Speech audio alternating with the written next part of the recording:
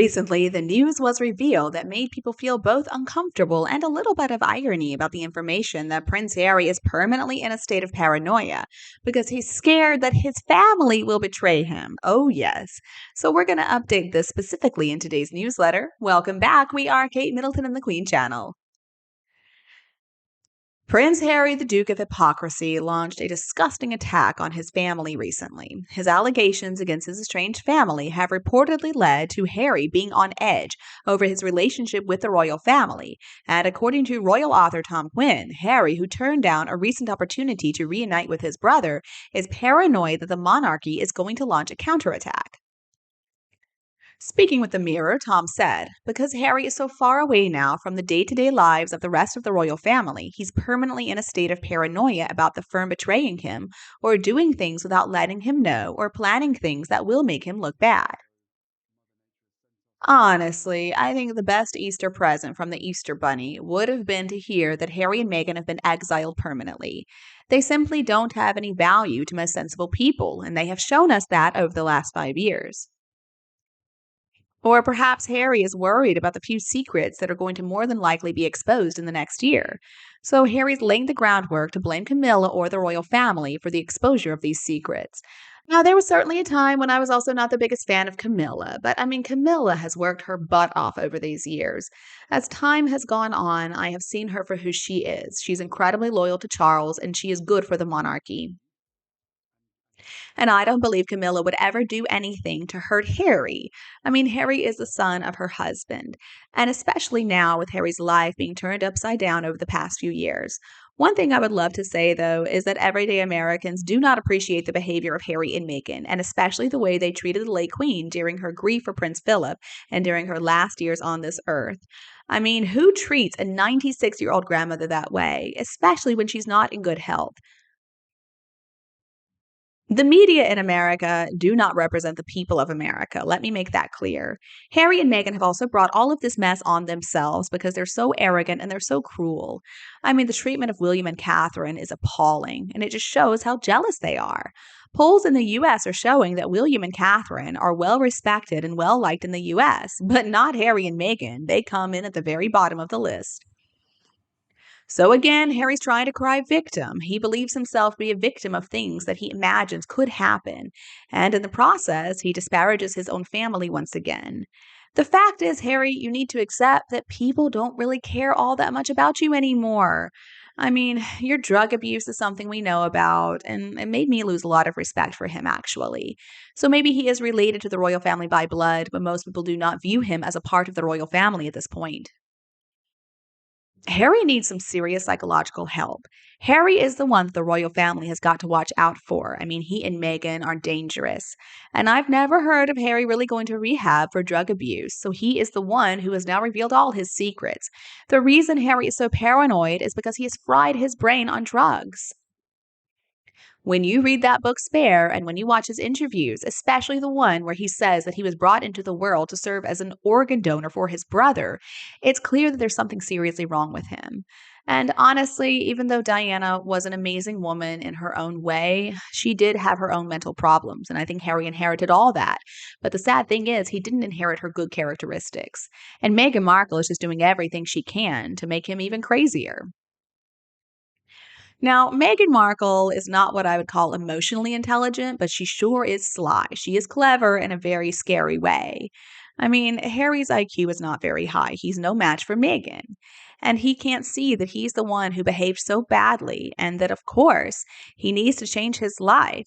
And he needs to stop it with all the complaints, all the lies, all the attacks. But now it looks like Harry is reaping what he has sown. And as long as he doesn't publicly apologize to the royal family, and especially to Princess Catherine and the king, his return is never going to be possible. And the royal family has shown us they're really good at turning the other cheek. They're never, ever, ever going to stoop to Meghan and Harry's level by striking out publicly. They do their best to just remain above it all. As other people have said, the gruesome twosome have already shown themselves as willing to betray the royal family, but the royal family is never going to enter into a public tit for tat. And regardless of his bad behavior, many members of the royal family still do love Harry. That love is always going to be unconditional. They're going to do everything they can to avoid further damage to the relationship that's already so fragile. So the ball is in Harry's court. He has got to make the first move. He's the one who needs to apologize. Also, Harry and Meghan are not only incredibly deceitful, but now they're working with big hitters like WME. So the best thing to do would just be to ignore them altogether. Their obsession with money and power is only going to lead to more problems, especially when those invisible children stand very little chance of ever getting to be a part of the family. Honestly, they should have taken the kids, again if they're real, to meet the family and spend time with them a long time ago.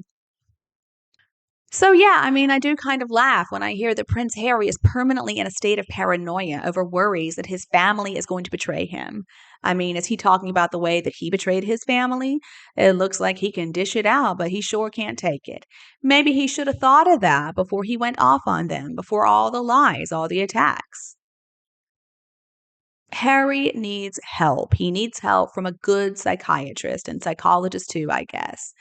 And, Meghan Markle, I think she's beyond help. Paranoia, though, is because of his overuse of drugs. I mean, it's cannabis, it's magic mushrooms, ayahuasca. He's taken all kinds of stuff. That stuff has just eaten up his brain.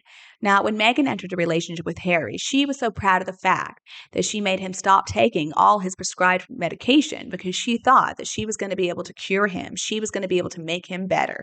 And she's the one who encouraged him to use all those illegal drugs. I don't understand, though, what is wrong with them. Why do they think it's okay to take all these illicit substances? But Meghan Markle discouraged Harry from taking his prescribed medication. It says a lot about Harry that he's paranoid that the royal family is going to betray him. I mean, seriously, and he doesn't even see the irony in that. I'm sure he said that with a straight face. The royal family is not going to do anything to harm him. I mean, they're a dignified family, they have honor, and they're not going to say anything bad about Harry. They're not going to kick him while he's down. But it's a real shame we can't say the same about Harry. Last time I checked, it was also Harry and Meghan who did all the betraying. And now that things are not going their way, they are so desperate for a way back in. People might be able to forgive, but people will never forget everything that happened. They have proven time and time again they cannot be trusted, and they will do anything for a quick buck. So there's no way Harry's father is going to go nuclear against the two of them. And, they probably do have a lot on him, to be fair, but they're never going to use that against him. If they wanted to, they could have destroyed him years ago. And it seems like they are sticking to the late Queen's approach of never explain, never complain. And if they all would relinquish their royal titles, they would be free to enjoy a normal, stress free family life. They wouldn't have to worry about what the royal family is doing. But Harry and Meghan are never going to do that because they realize that without their connection to the royal family, it doesn't really matter how tenuous it is. They're a couple of nobodies. But I guess Harry is an expert in betrayal, right? Because he and Meghan have betrayed his family over and over again ever since they ran away from the UK in search of a private and free life. I would guess the royal family are a lot more justified in believing that Prince Harry is going to betray them. He already has. I mean, he and Meghan, who have been the cause of all these lies and all these problems.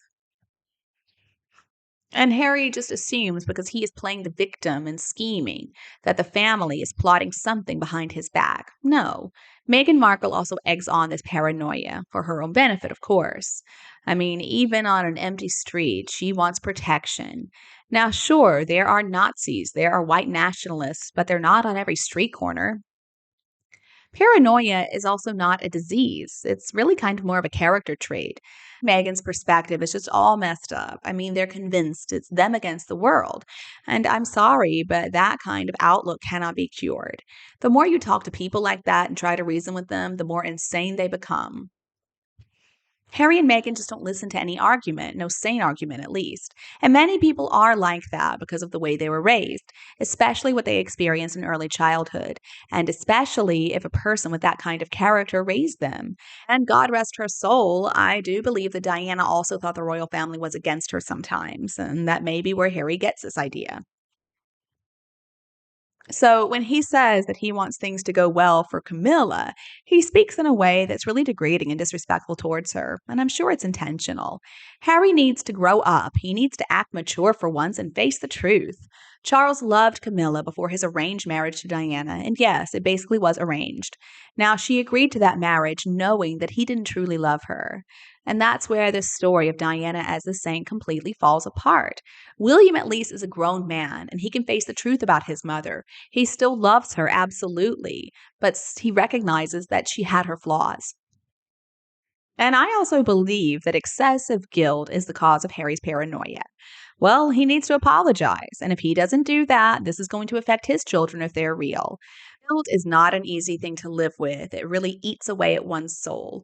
So if Harry does not find a way to make things right with his family, his life is not going to get better. This is the main news of today. How do you feel about this incident? Please leave a comment to let us know. This will help a lot in the development of Kate Middleton and the Queen YouTube channel. Don't forget to like, share, and subscribe to this channel. For now, goodbye, and I'll see you again in other videos on this channel.